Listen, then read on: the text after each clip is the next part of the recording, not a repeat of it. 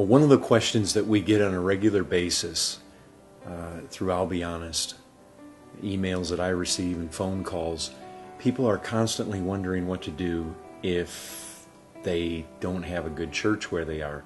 Many times they're calling to ask if we know of a good church where they are, or they're asking the question, what do? I don't know about any good churches. And basically, I think you have 5 options, at least the way I've thought through this thing. The first thing is you can do nothing. And if you're in a situation where you don't believe you have a good church, if you do nothing and you're not in a church at all, that seems to be contrary to Hebrews 10:24 that says that we shouldn't forsake to meet together. So that's not a good option. If you actually do have a church, you just don't think it's a very good one, and you're trying to find a better one, and you don't do anything, then you basically are staying right where you are, and you have to give consideration to this. Why is the church you're in bad? Is it because there's sin allowed there? Is it because there's bad doctrine allowed there? And doing nothing about that, the Lord addresses those churches in Revelation chapter 2 and chapter 3 that allowed either bad practice or sin in the church, and He blamed the whole church. So doing nothing there doesn't seem like a good option either. So you can do that, but it doesn't seem that that's where you want to be. You don't want to stay there. So what would the second choice be?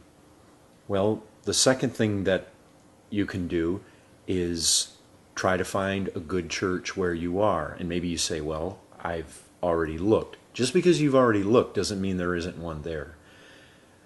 I think a couple things to keep in mind is this. One, you're not likely going to find John Piper preaching right down the street. And so it's really important, especially in light of all the preachers that are on the internet right now, that you're not setting the standard too high.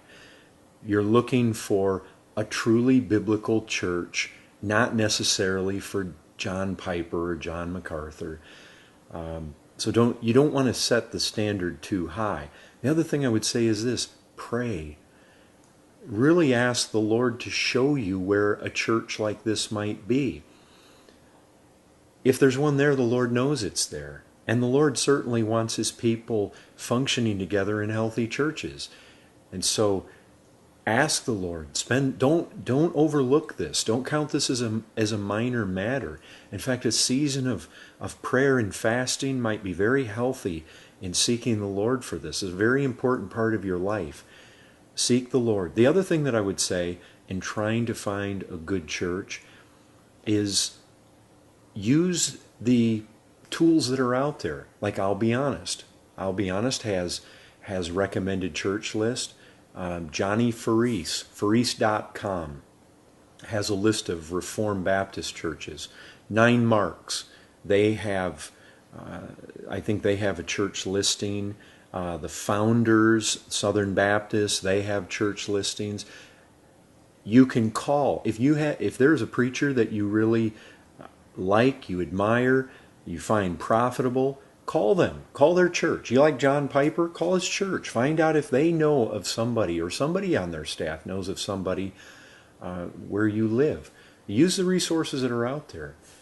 And the other thing is, it's really important, if you're going to look for a good church, that you know what a good church is. And what are you looking for if you're looking for a good church? The kind of things you'd want to be looking for is this: do they have a high view of the Bible? Really important. A high view of Christ. Do they practice church discipline? Are they evangelistic? It's really important. Do they pray? I mean, those are just some of the basic things that you really want to look for in a good church. So we have the first one. You can do nothing. You can look for a good church right where you are. Another thing that you might think about is you could start a church where you are.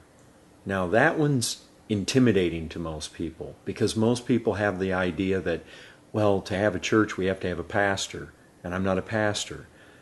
Well, a lot of churches were started in the New Testament, in the book of Acts, without elders and deacons. That's how churches start many times. You could go into Acts 16. You could look at the church at Philippi. You had a few people converted. They began to meet together. Jesus says in Matthew 18, he speaks about 2 or 3 gathered together in his name.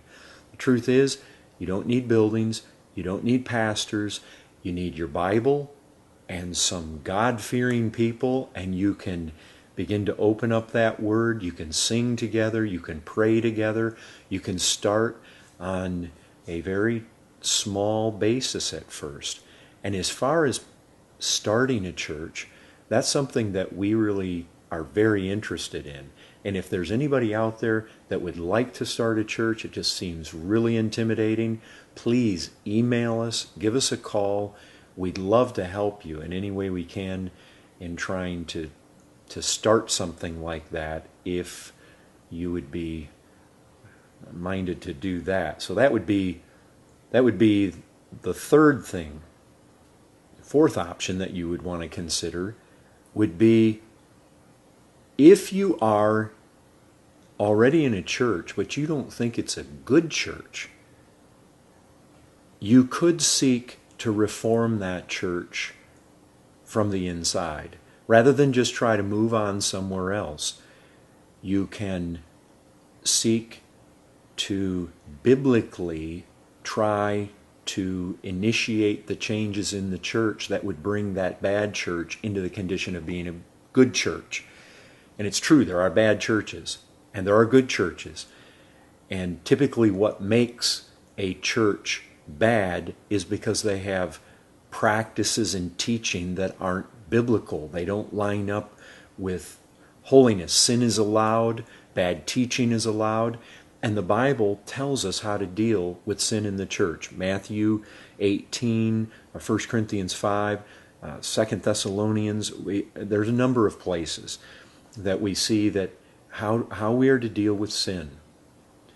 And then we're told also how to deal with false teaching.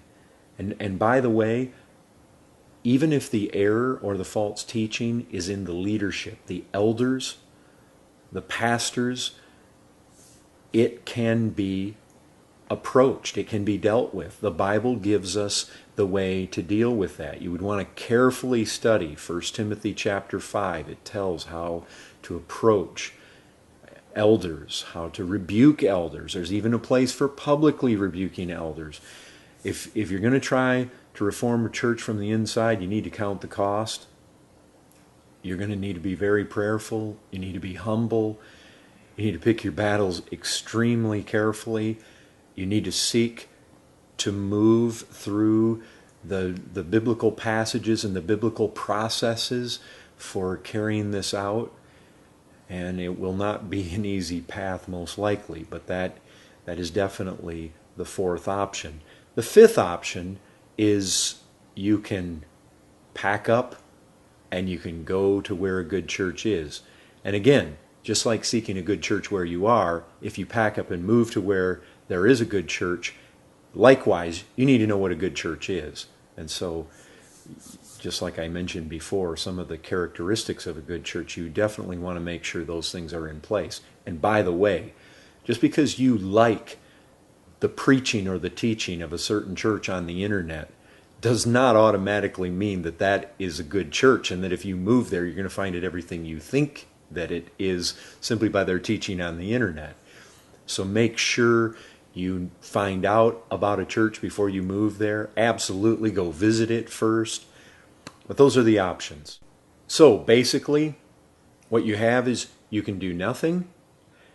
You can seek a good church right where you are. You can seek to plant a church where you are. You can seek to reform a not so good church from the inside, or you can pack up and move to where a good church is. Those are the 5 options.